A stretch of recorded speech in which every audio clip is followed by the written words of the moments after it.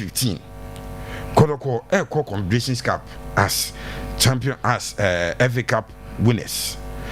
The other team may go Goldstars champions of the league. Almost assigned 12 players and no release 11. So sign the majority sign is BBB. Pepe, you need a team to compete in Africa and a trophy crowd, you know. What's me defend it and that's what you be cry as an account. Asante Kotoko 10 or Muguso. Goldstars assigned 12. Me technical team, you man and so don't. I was my enchantment for the yeah, Joseph. I wore the pros and cons.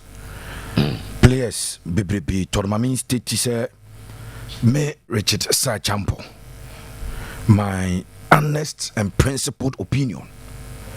And it's I just say be a football club. Mutu kwai. Na me fansa man play na kwhwe. And I can't question no players na is to 15 20 a season. The minimum bo mu no. Minyin ni say sa na ye no. Again. Of Bibiani Goldstars team no man no ball last season na. 87.9 Kumasi. Omo mu ja won bebrebe no mo bi players na wo to bebrebe aba o to ma betra bench. The same thing applies to Asante Kotoko. And I'm happy Ode sa topic so we'll take time, analyze him, and then go through one after the other. I said, your point in the no. You may not agree with us, but over the can I say? Nice one. Understanding the point is different from agreeing with the point. So I'll try to let people understand my point of Japan. The attorney said, Asante Kotoko. In terms of outgoings, players are Womofi Club Room Econo. 7 and a Kotoko Amomo Ako. Okay. Asante Kotoko ama 7 players. Every team num Echo. Sa 7 players na branch din ade kosi Asante. Ya na nkofo refi no. Season no ya beba na wie na Kotoko e release so normally na nkofo e refi no but ye de adwuma ni di rent memfi. Okay. So kosi Asante, Frederick Asare, Michael Chidwamana, Daniel Adrian Ajete, Wisdom Fernando Bassi, Samson Eduku, Justice Blade. That gives you 7. A position is Baya, Kusia Sunday, left back. Okay. Eti Kotoko FR left back in Francis Aqua and Nebayano. It makes a lot of sense because Kusia Sante no kapatika si edu no maso abo omo ayi eno anano. Frederick Asari goalkeeper and contractor so Fred I extended Kotoko Akofa Aziz Haruna Dari Edinaba a replacement Pepe and no. Okay. Michael Chedwamana a midfielder. Daniel Adrian Ajete a right back. Wisdom Fernando Bassi winger. Samson Eduku striker. Justice Blay a midfielder. 7 na Japan. One Echo no. Any. Okay. So far Kotoko assigned 10. Wow. Confirmed. I'm going to confirm it 10, but the names of my sign there, bro. So Hubejau, Francis Aqua, Johnson Opon Ousu, Zakaria Fuseni, Aziz Haruna Dari, Ko Joseph Amwa, Hilary Lord Adabo, Philip Amu, and Ashaibu Abu Bakar. These are the 10 players I could call assigning officially. Okay. Kotoko and the announcement by Enche on Inusa. Kotoko the announcement by Enche on Morphine. Now at 12. Per the mate the bit Madru 14, Emro 14. And that is the mate here. Just one season. Now it is possible that strikers in the back nice striker back count. Yeah. And Kotoko bet me assign up to 14 players and they have more 14. But for now there 10 no man now say and 12 no more we. Okay. Yes sir. The point I'm trying to make is where positions no more exit here now.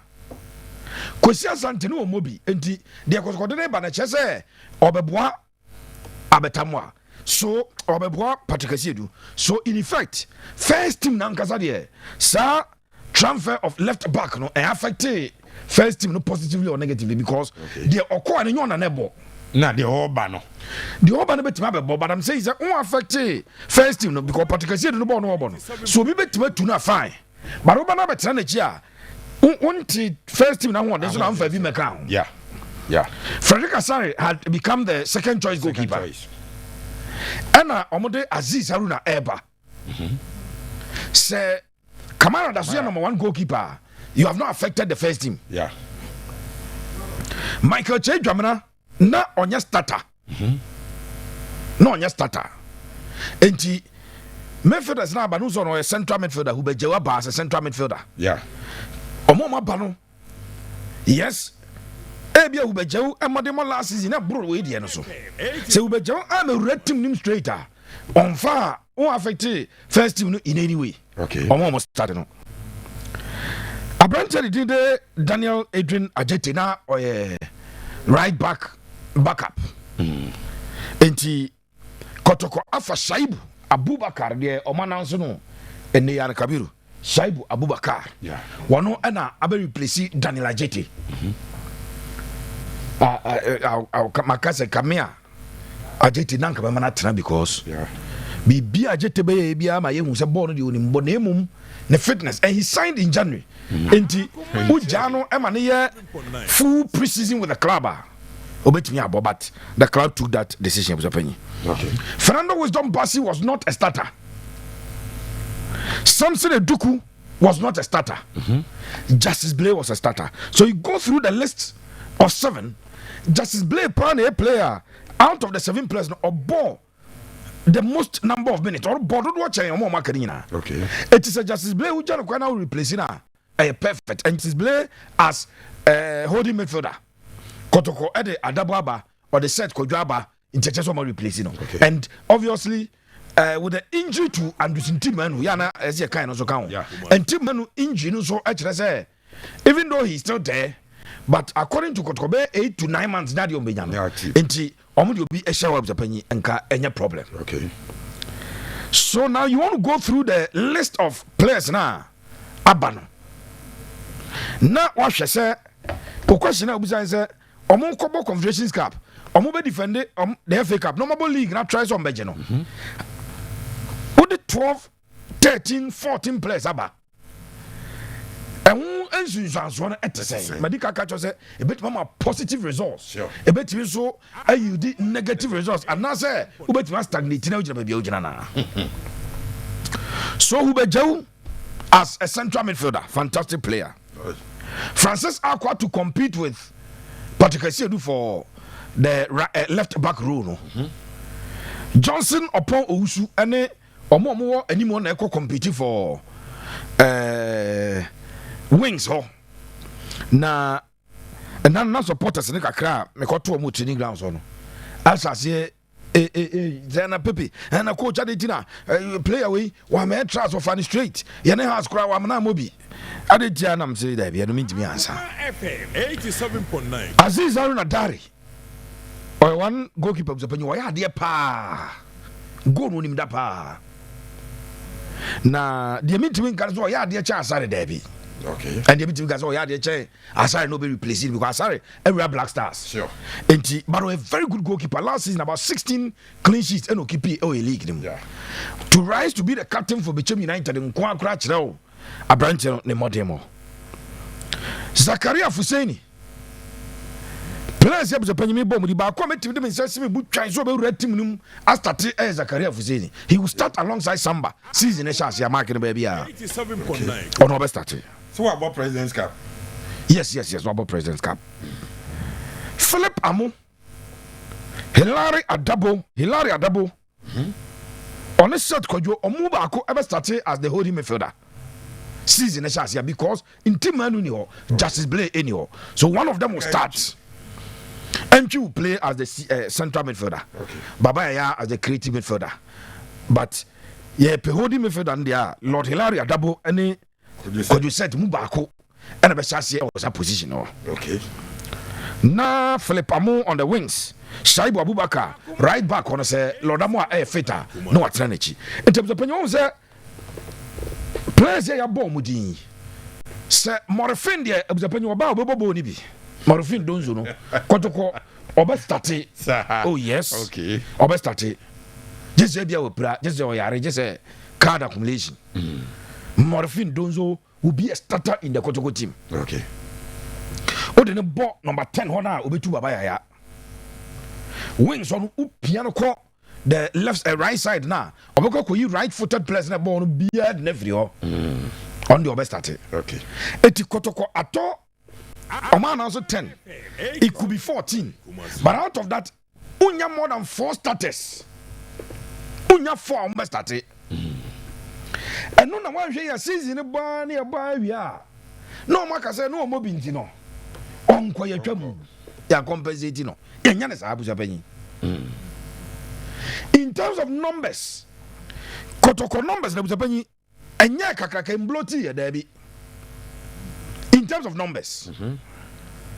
But me imagine me say last season for no bebre try anka additions now dey ban ka so beti and now so mo try because they were not playing. Samson Eduku was not playing. I don't know how people were expecting Samson Eduku to produce numbers when he was not playing. What about Samson Eduku Tibia? You will not produce numbers because Kwame Poku now better more now Kotoko backup striker. You only settle for a place on the bench, and you will not give us numbers because you can't score from the bench. Yeah. Bench, Yeah. I'm the you had your way. Only the coaches be Emma, excuse when players you new now or try to combine your more. No, they are excuse man those are new players. So we are trying to gel. Young jelly, we will need weeks. And Ralph always quote Prosper. Odi gaba back from 2 players or by the 5th week. Aye. Or sign quarter to be samba or Zagazo or the first 5 weeks, 20 pre-season, no switch after 5 weeks, nothing a team, no. And one year you be giving your coach. Obama coach, the excuse because we Oman 12, 13, 14 now.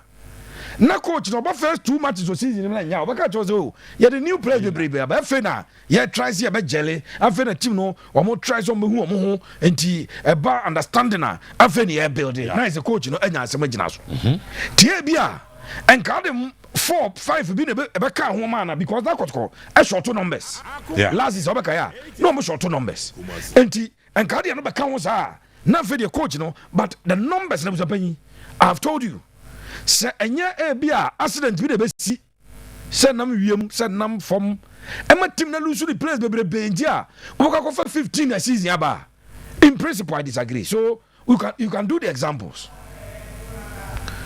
How many players and Madrid that went trophyless last season domestic competitions for Spain what to say what for the noise in a bit because we identified there was a problem. Because Danny Kavaja was long-term injury. Wakofa Alexander Arnold Naba or the left back Kairi Asaba and I think one other player 4 so far. Trained. It's about 4 players and one form at the Omaba. But last season you called trophyless. Nay, but she can't the top player. No, there. Say she can't go move. Be checked go Jebian Comomba to 30. Sure. But the young bonus are. So the principal position is a young bonus are. Okay. And I've just explained to you that players there back on the strength of the Omaya that done the Kotoko order than. Mean from instance 5 or so out of the 10 announced so far. And the rest that will be announced, they can walk into the first team and start the meeting from senses. Wow. Oko Bibiani Goldstars of Japan. 12 signings and Omoja 11 coin. Bibiani Goldstars or Momuja Mokaino. Bebe no munya status. Okay. It's almost so I don't know how Wamo affect your team no positively with the signings no more, you know. I don't know. Offer players na Ebana. Danger necessary. Omo banu so be 7 be start pa efe de obedi ni ultimo. But minim say omo goalkeeper, omo sign goalkeeper but still Emmanuel Kobi di oba no di metu no. The center backs no kra no. Ba ko no omo bi no. Mienu no mato mo na say de omo bi kra ya de chan omo mienu. But what to the aba? Yeah. Oma renew, Oma extended the contract of Apia McCarthy. Yeah, 1 year. Roland Frimpong. If Ronald Frimpong, or wings were difficult to say, wingers from my form will be able to Ronald Frimpong. Apia McCarthy a fit, central midfielder. So we bet to know every central midfielder. Almost striker somewhere took me last season. About 11 or 12 goals. Anymore. Omo Tom will be a team to know. Charles Jemfi Kamara decided not to extend this contract with the club. So on the day, offer will be the bar replacement straight away about walking into the team. Medibani to from a check Goldstars the team of the penny. Yes. Players no more mabano. Mean more than 3 as a 4 must be to team and 2 to 12 and say. What they had done? That is the question. And so why those many signings? So the other because me trust it. Now me sure be any Goldstars team now. Me see goalkeeper Emmanuel Kobi no. Senya Goldstars no da. And Kobe bench has goalkeeper no. Nya has goalkeeper na Blasters. League ni about one the best goalkeeper in league. But obo Goldstars ko goalkeeper. Ka argument be okroma buza ya sonsi. FM 87. So go to Azare no. And to be me tu no. So if you have a standing team, now so ya omo additions no. Sen komo kofa players of Japan. Omo wasuru bebrebe de cha omo ball league ne jema omo na e can be issues. Yes. And no crash and so to awon to bebre. What league who team or standing team? See, you can bring 1 or 2 top quality 4 players be who come on baby status. But only 12 aba. And we 11. Yeah. Emmanuel Konto. Oh yeah, dear, but on your dear J Goldstars to play and one. Berima very good winger. But Berima Ba, Michelle Ebia, the Berima Beko 2, or Boba Bia, Jamfi Kamara, Jan on the bit well. Okay.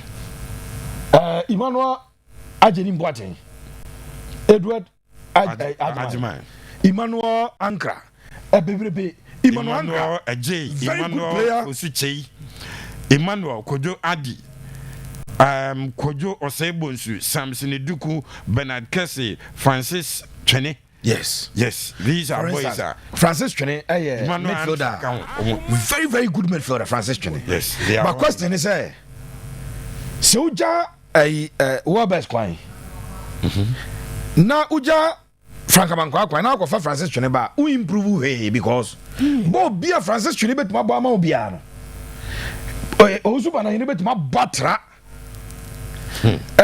Frankamanko bet ma bo atra anaso mo no pe so what were you looking for so how much transfers now omo fa free agent bebrebe because yes nim omo ja omo de bebrebe no omo so akoyhwe mu we contract wu na omo yinaba we contract wu na omo yinaba then is kasamana oh skasam de dey kan wo bizapani top quality said okay and America say undimi mva edo mo abese oh your board chairman ni agi league no omo the budget because he say ko 12 players you don't approve it and they needed to use creative ways of bringing the players but me masam cry why do you bring 12 what do you want to do? Do you sincerely believe, sir? Who plays on Muji League? No, 12 now, your mobile.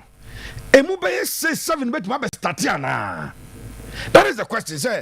And so, list auto 12 players of the Bay. A must says 7, and that's how affected him no positively. But auto 12. No more Muji last season, a moon 9. Not the other about 2 back one. You are buying player for the bench for what? O man on the bench is no moon so tra. Bench no moon so tra. And I say, these are the issues. Are 2 teams of the penny in terms of transfers. And again, say this is enough. Buy me ball at the ma stone from Pomans or no Kotoko say, and you may be name Ankoya from Pomans who will get an excuse to tell Minia was here. Yeah, the 12 in a barrel. We are trying to blend. Ghanaian coaches on Brofu buy a blend. We are trying to blend the old and the new, and it will take time. And you see, it will take time. Obenya be a general, but every uncle was here to share marketing. And we identify say Africa. Your striker no or say 12 goals somewhere to me. Yeah, probably a bit my 20 goals in all competitions. And ya ko to kase bi de naba. That's what say why had the bibi ho. I think that when we talk about strategic signings, normally a teams strategic signings, but we will give them the benefit of the doubt. ABS started season of Japan. Now Goldstars 12 players, 8 started. No more Boko money. Nice, just a coach. You know him. The OS say, Okoto 12 players. Okay. ABS statistics in Asante Kotoko. Francis Akwabe 2 your friend say. Apache Kasiedu. Ebiana Aziz Haruna be 2 Kamara. Shaibu be 2 Lodamwa. Ukom Viviwa. Hube Jauset Kojo Motu Vivi for Nina. And yeah, you bet my Jalaka said, no money, no money has a place. But I know will come back to us. Nabona. As you do boy, no. You to the Sama no Benja, Una, Bibian Van Vrino. These are the issues. I think that our clubs, and once again to come to the fact that most of these clubs, you know, Yana Sikani Dikoto player and individual Nisika. Yes. And now one Nisika say, no Nisika dia, beer, enka, and yes, sir, no, and obey. Ni business no. Richardo Pepe Suarez accident count. Bafo Chafoya the second eya brepokuma hene. Otum for apede hene. Bafo salute kese nkoma wonfa show yi eni agro. Seraph Silas bebrebe ya yen two refs yi wo Africa eye. Ebeboa Kotoko pese oji FA Cup no. Ebia league inkwaji aka ho Africa group stages omoduo Goldstars Adji League, obetime defend be FA Cup abeka on Champions League kombo brawo. Signings bebrebe. Ebeboa. I mean, football, ye wo kwanya ye faso ye football. Football has a language. Wana wa coaching da in him say frequent changes and inconsistencies affect team building. Sure. Bia okoko bia nim nti if I SHS say oba form 1 now so ultimate right from 1 out to right team man say o talent was extremely good just say and yes sir what happens is that form 1 obe ben team no na say ono mo ye training na form 2 we ras squad mo to form 3 afi say most of normally either form 2 or form 3. To go on ma form 3. Now going to know school one. I no honor, but form 1 no. And yet likely say coach I will build the team no him say. It has a be like a form 1 for but we now we good now entire team normally you won't have it like on your side. No coach will build a team like that. But one was say in Premier League, you know. And I remember reasons why I say say 12 will go, 12 will come, 15 will go, 14 will come, 16 will go. Near build the team now. 7 echo and 10 abba. 11 echo no 12 abba. Open the ardent supporter of Kumasi Asante Kotoko say Ombo be 15 players obe struggle. Senya pa say bia the bia old stadium ho pa and now we call training ground untumi mother. Why? Because the changing faces of the team change the way a team no cost to dane yeah you know edi adani and to even familiarize yourself with players esiaka. No one does obi am for go ball no. Now you build the team they say me my education on how I build the team. But him say players, some players it takes them time and san o matimi ehunu so. Your clubs no run a system where oba na wa man be command the regular sporter ye be wi no ni yesesa. Enti for Kumasi Asante Kotoko a lot of the players because we him opa yembo Samba on losing the position. Kamara, so star, on losing the position. Patrick Asiedu, on losing the position. Kwampoku, Albert, and you're likely say they will lose their position. It is only just maybe about 2-3 positions being maybe a Justice Blake call Frederick Asakra was a backup. And players or Modi baby say, are you bringing in backups or you are bringing in players from Betimia back be competing? Obi so arguments say, well, but there are some players in the Bebre continue or Munyani day. And yes, yan sa. Enti bebre kwa anya ne say bebre kwanti to the dey bia ebo wi a bebre ko na bebre aba bebre ko na ma omo so it's not really like they left and so we have to replace. You know, you didn't want to keep them. You want them because at the end of the day, for instance, with Freddie, he has never contemplated say, "Oh, be free Kotoko." Until Kotoko Sunday the proposal, and also Sunday counter proposal. Kotoko say, "You need our time for that rubbish." No, mujano. And the way they treated some of them, Tinedu Diero, they say, "Oh, Kwana will stay." About training, now can you imagine? Your players to be released. Nothing to do.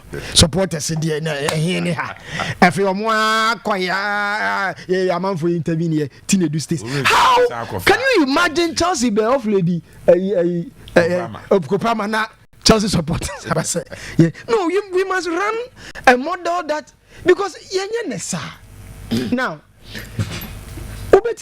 examples of players who struggled in their first season, but then what the team saw, they realized that these players here another opportunity and it's a chance to release players here.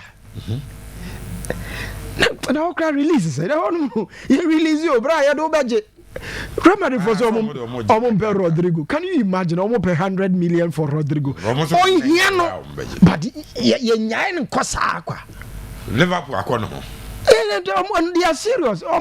Yes, here in Tokofa, Bibia, they are beton saying they would pray. I am saying that you build you into at times, and you even say you need the Sky, the Kofa, Yanesa, says canning power because you want consistent, you use it well.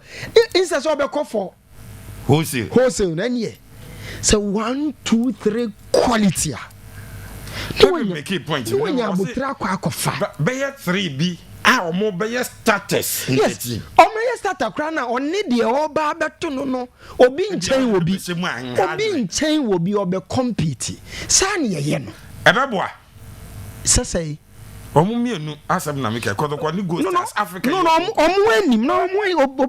say domestic. No, omo say mo, but they give you reasons why Abasa. No money, I know because there's no way about why be a players your mobile. No, they know that's football. I said, Omo I help no.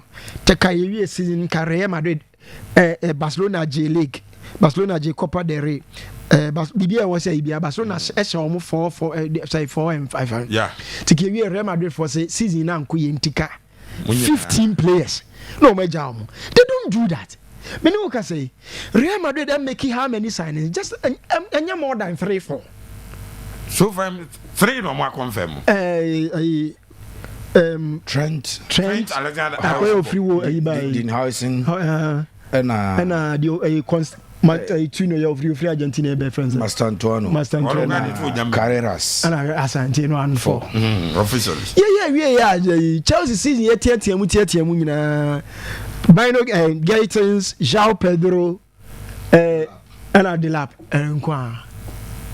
Manchester United, Uncle Yena Kunha. So United and Zone Koto, Yamanfu, she said what I know. But because they understand football and say, yeah, complaining. Obey signings are more than 4. No, United will not sign about more than 4 or 5 players. And so Rio it is like United situation even a 2 goal Chelsea 2 Goldstars ne Kotoko dey ka Braz and 25 players off. Kenya nesa. And I know they know more. The fact they know better than we do. Because I'm not them am actually obo. Say ball no. Yenya nesa consistency. You need it. All right, so there, no. Good evening, Abusapani. I'm watching you live from Roman Hill, Sawabus Ventures. God richly bless you and your guys for your good works in Ghana. Please, more updates from Madrid camp with Ifri Mensa Joseph. Now, Maxi Bowie